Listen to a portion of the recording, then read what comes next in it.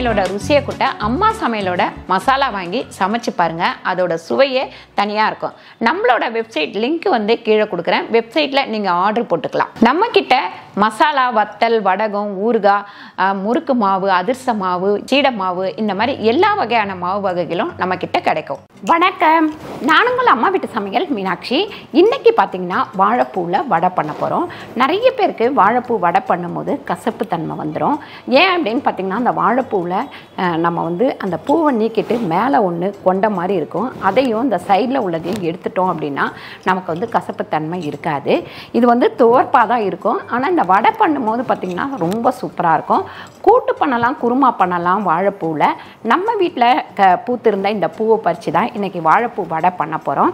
வாங்க, அதுக்கு என்னென்ன தேவையான பொருட்கள்னு பார்த்துடலாம். ஒரு பூ முழுசாக எடுத்து அதை க்ளீன் பண்ணி வச்சுருக்கேன் பாருங்கள். இதுக்கு நடுப்புற தான் அந்த இது வரும். அதையும் எடுத்துடணும், இந்த சைடில் உள்ளதையும் எடுத்துடணும். அந்த மாதிரி க்ளீன் பண்ணி எடுத்து வச்சுருக்கேன்.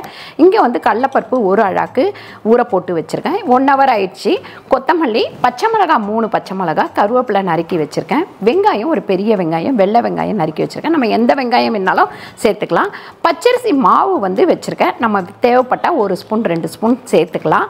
அதுக்கப்புறம் இங்கே உப்பு வச்சுருக்கேன். இப்போ கடலைப்பருப்பை இதில் வந்து கொஞ்சமாக சேர்த்துக்கங்க. மறுபடியும் இந்த வாழைப்பூவை இதில் சேர்த்துக்கங்க. இந்த மாதிரி அரைச்சோம்னா டக்குன்னு வந்து 2 ஒன்று போல் அரைஞ்சிரும். அதுக்காக தான் நான் இப்படி சேர்க்குறேன்.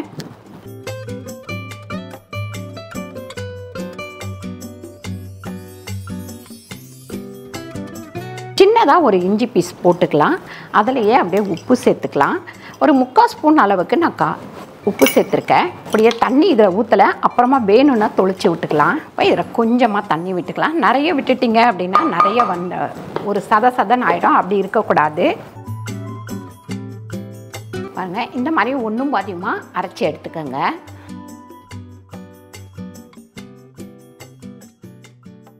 நறுக்கி வச்ச 3 பச்சை மிளகாவை சேர்த்துக்கலாம். அதுக்கப்புறம் ஒரு வெங்காயம் நம்ம நறுக்கி வச்சுருக்கோம், அதையும் சேர்த்துப்போம். அதுக்கப்புறம் பார்த்திங்கன்னா நம்ம கருவேப்பிலை, கொஞ்சமாக கருவேப்பிலை சேர்த்துப்போம்.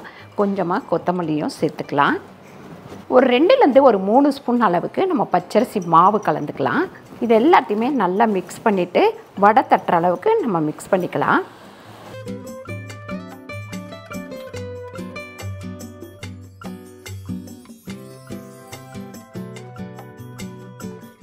பாருங்கள், இப்படி குட்டியாக உருட்டிட்டு இந்த மாதிரி அமுக்குனா போதும். இப்படி குட்டி குட்டியாக போடுங்க, அப்போ தான் நல்லாயிருக்கும்.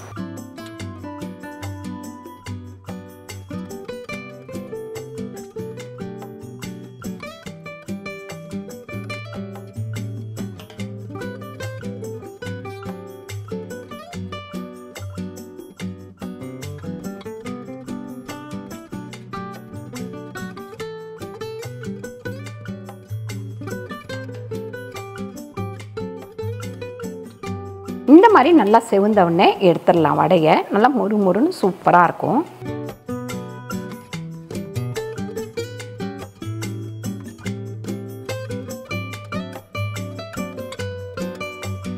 இன்றைக்கி நம்ம சூப்பரான வாழைப்பூ வடை வந்து ரெடி பண்ணியிருக்கோம். கண்டிப்பாக நீங்களும் ட்ரை பண்ணி பாருங்கள். ட்ரை பண்ணி பார்த்துட்டு கீழே வந்து கமெண்ட் பண்ணுங்கள்.